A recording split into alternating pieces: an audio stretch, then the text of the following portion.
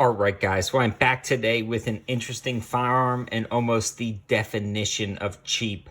The Bryco arms, the Jennings, and countless other manufacturers have bought and sold this type of firearm, and it's rather interesting. I did a review a while back on a Jennings 22, and I absolutely love the feel and function of the gun, except for its reliability, which is the most a function that I care about. So I ended up getting rid of it, but it was a great gun for the first 3 or 4 magazines. But once it got just a tad bit dirty, it would not feed.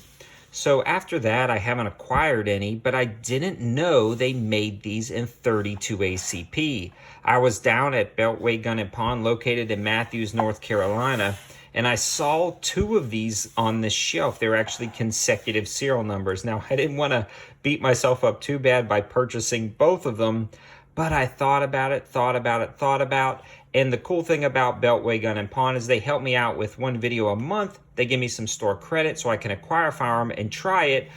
Different, unique firearms that I may not get a chance to shoot otherwise. So I want to give a huge shout out to Beltway Gun and Pawn for helping me out. And if you tell them 704 Tactical sent you over, you actually get 10% off anything in their store, and that'll save yourself a ton of money. So if you're looking for ammo or guns, they've got a ton of it there. Again, they're in Matthews, North Carolina. Tell them 704 Tactical sent you over, and it'll get you 10% off your purchase. And this was also cool because the Jennings that I got only came with 1 magazine. This one comes with 2 magazines, all of the original paperwork and box, and it was in like new condition, almost unfired. So I was pretty excited to get a chance to grab this one, especially since it wasn't beat up and torn up. They don't have a good history for long-term parts durability, so this is not something you're going to take out to the range and put 500 rounds through a week. But I was hoping that this might be a great option for somebody who's on a budget that wants something reasonably reliable, a little bit more inherently reliable than a 22. 22s are always tricky to get right because of the slide, the mass, the spring damper system, the feeding issues. Just everything about 22 is a little bit more hard to get 100% reliable than something like a larger 380 or 32, but I didn't want this gun in a huge configuration. So the frame and slide is slightly larger than the 22, and you definitely have a lot more mass to this gun than you do the 22. This is awesome though, because to me it looks and feels like a poor man's Walther PPK, so I was hoping the function was just as good, but we ran into some issues right off the bat, and that's kind of what I expected from this gun. I did not expect it to be flawless right out of the box. So this is a great gun for somebody who likes to tinker with a Dremel polishing wheel, maybe smooth out some of the rough edges. But we didn't do any of that. I wanted to test it as it comes out of the box. So I did just drop some oil on it. And I noticed right off the bat when I was chambering that first round, a lot of times you really got to just let it go and slingshot it in there, because if you kind of milk it or just drop it not all the way 100% back, it won't feed all the way and you'll have to tap it in the battery. And actually, we only had 1 failure at the range, and that was the first mag. The second round kind of did the same thing, went halfway in the battery, and we had to tap it all the way in. So I added just a touch more oil on the rail system, worked it a little bit more, and we didn't have a single issue since then. So it was 100% reliable after that first magazine, and that's pretty darn good in my opinion. I will take a Dremel wheel to a lot of these rough surfaces and try to smooth some things up, but honestly, guys, I was really impressed with the performance of this gun.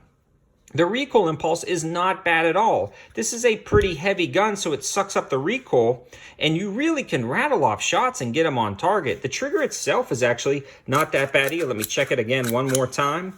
The trigger has got this smooth kind of take up to this point, and then a halfway decent break. The safety is actually very easy to use to swipe on and off. And the only downfall when it comes to a gun like this over more traditional 32 is it doesn't have like a side to press button to release the magazine. It does have a heel mag release, but it is what it is. That's just something to consider. This thing seemed to be also very accurate. I was at about 8 yards and I just got some shooting target 7 targets in, which are some amazing targets, and they have a new locking setup, which is freaking awesome. I'm going to do a complete video on those later, but I will leave the information for those targets in the description below. But this thing was just hitting that little 1.5-inch round disc no problem at 7 yards, putting tight groups on paper. I mean, I really like everything about this. My biggest complaint, though, is that feed issue. So I'll definitely be doing a follow-up video, especially if I can grab some more ammo, and I'll be shooting this a little bit more once I polish out some of those edges. But in a nutshell, guys, I like it. Would I trust my life to it? Absolutely not at this point. But I really do enjoy this handgun. And if you're lucky, you can actually get the other handgun that's still over there at Beltway Gun and Pawn if you want a little range toy. Again, I can't necessarily recommend this for personal defense, but somebody on a budget, I think, would really appreciate a range gun like this. And I think the 32 Auto is an amazing, underrated cartridge that I think more guns need to be chambered in. I would love to see this gun, even if it was a little bit more expensive, with just slight improvements in finishing, again, on some of the internal components to make it just a little bit more reliable. But overall, I think it's definitely fun, and I'm really glad I got it out to the channel. I will keep you guys updated. Let me know your thoughts on these types of guns. Have you had them? Have you shot them? Have they been complete trash? Or do you like them a little bit deep down inside? Thanks for watching, and thanks again to Beltway Gun and Pawn for the support. Have a good one.